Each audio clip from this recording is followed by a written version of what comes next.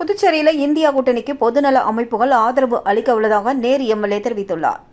புதுச்சேரியில் பொதுநல அமைப்புகள் சார்பாக சட்டமன்ற உறுப்பினர் நேரு பத்திரிகையாளர்களை சந்தித்து பேசினார். அப்பொழுது அவர் நடைபெறவுள்ள 2024 பாராளுமன்ற தேர்தலை பயன்படுத்தி மத்தியில் யார் ஆட்சிக்கு வரக்கூடாது என்பதை கருத்தில் கொண்டும் புதுச்சேரி மாநில வளர்ச்சிக்கு மாநில தகுதி வழங்க நடவடிக்கை எடுக்கப்படும் என்றும், மேலும் அவர் தமிழ்நாடு முதலமைச்சர் தனது பாராளுமன்ற திமுக தேர்தல் அறிக்கையில் அறிவித்திருக்கிறார் என்றும், அதேபோன்று தமிழகத்தின் முன்னாள் முதலமைச்சர் அவர்களும் அதிமுக தேர்தல் அறிக்கையில் புதுச்சேரிக்கு மாநில தகுதி வழங்க நடவடிக்கை எடுக்கப்படும் என்று தேர்தல் அறிக்கையில் உறுதியளித்திருக்கிறார்கள். புதுச்சேரி உரிமைக்காக குரல் கொடுக்க தயாராக வருகிறார்கள் என்பது